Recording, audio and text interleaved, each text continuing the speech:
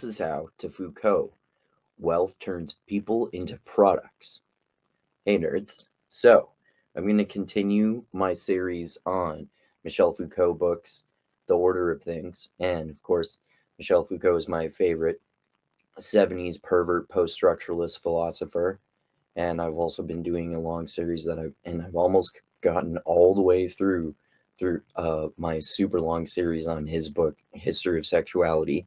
And obviously, like I've explained 1,000 times before, they weren't like people like Foucault and Derrida. They often were in opposition to each other. They weren't in lockstep intellectually. They weren't Marxists. They said some favorable things about Marx, but they also heavily criticized Marx. And in this paragraph, he might sound like Marx to some people, but he's just talking about the philosophy of wealth.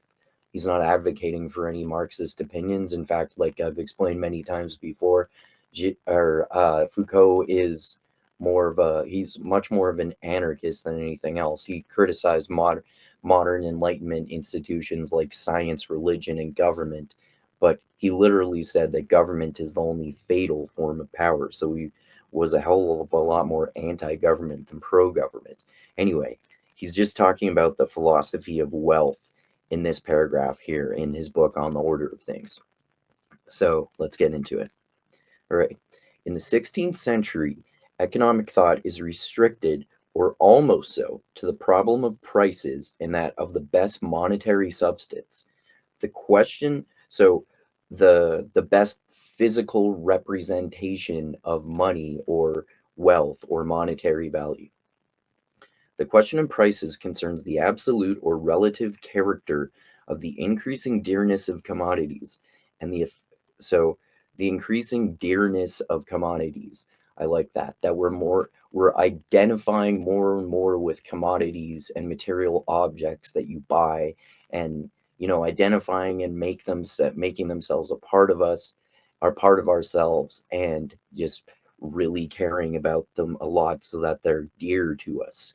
Okay, character of the increasing dearness of commodities and the effect that successive devaluations or the influx of American metals may have had upon prices. So, so the dearness of our commodities is based on metal. So our physical representation of wealth is metal. The problem of monetary substance is that of the nature of the standard, of the price relation between the various methods employed, and of the distortion between the weights of coins and their nominal values. So the type of metal, but also combined with the factors of the weight of the coins representing their nominal values. But these two series of problems were linked. So the series of problems in relating to finding a physical representation of monetary value. In order to figure out the answer to that problem, you have to figure out the price relation between the various metals and the distortion between the weights of coins and their nominal values. Those two problems were linked since the metal appeared only as a sign and as a sign for measuring wealth. So the metal is a symbol of wealth. It's a physical representation of wealth, but only symbolically, right? It symbolizes our idea of wealth only as a sign, and a sign for measuring wealth insofar as it was itself wealth. So it's a way to measure it and represent it. It's not actually wealth, but to us, metaphorically speaking, it's wealth. But in terms of the way we pragmatically interact in society, it's as if it actually is wealth. Like this piece of metal or gold or whatever is wealth when we were on the gold standard. So it possessed the power to signify because it was itself a real mark, a real object. And just as words had the same reality as what they said, so he talks a lot about grammar and natural history in this section of the book. Natural history means like scientific evolution, I basically think, and also grammar, the grammar, human grammar of language. So he's saying that the physical metal is a physical mark, and just as the words had the same reality as they said, the words have the reality of the metal that it signifies. So just as, and he gets into a great analogy here. It possessed the power to signify because it was itself a real mark. And just as words had the same reality as what they said, just as the marks of living beings were inscribed upon their bodies in the matter of the visible and positive marks. So it's like you're inscribing your wealth onto your body like tattoos. Your commodities and the things that you care about and buy become so dear to you that it's like they're tattooed on your body. Like you literally would physically harm yourself as long as people know how much wealth you have, right? So just as the marks of living beings were inscribed upon their bodies in the matter of visible and positive marks, similarly, the signs that indicated wealth and measured it were bound to carry the real mark in themselves. So the signs that measure wealth were buried to were destined to carry the mark, like the tattoos on this metal representing a human body, because we've turned ourselves into commodities. The signs that indicated wealth and measured it were bound to carry the real mark in themselves, in the same way that humans are tattooed with the amount of wealth they have, turning ourselves into the dear commodities that we buy.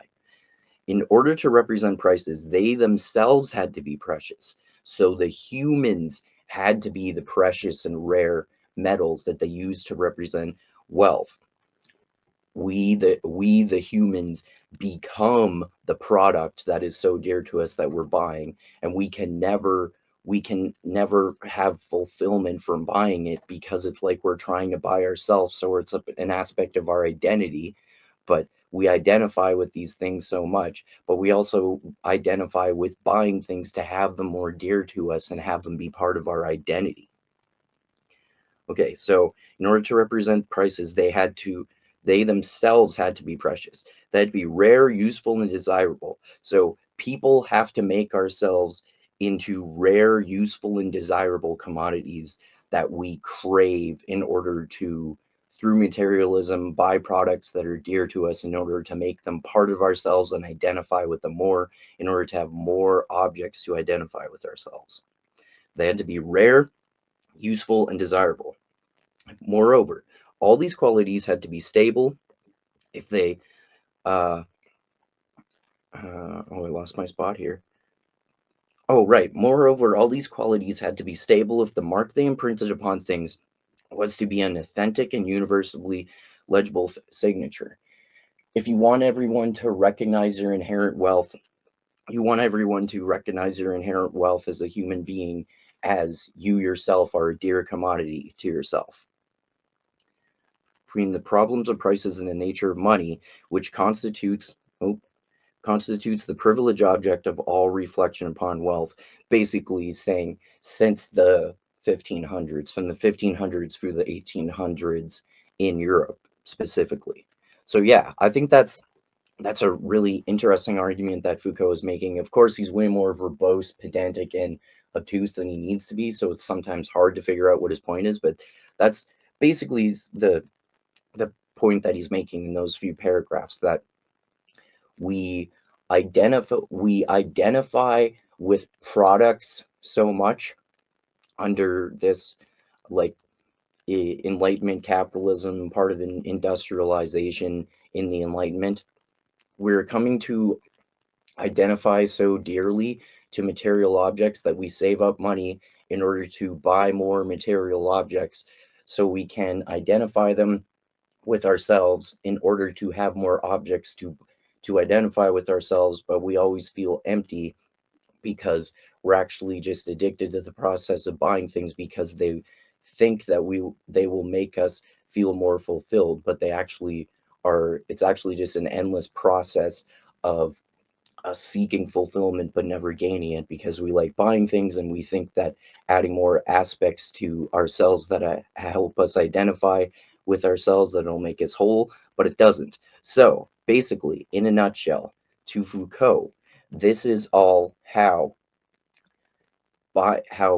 buying material objects transforms us into the very products that we buy.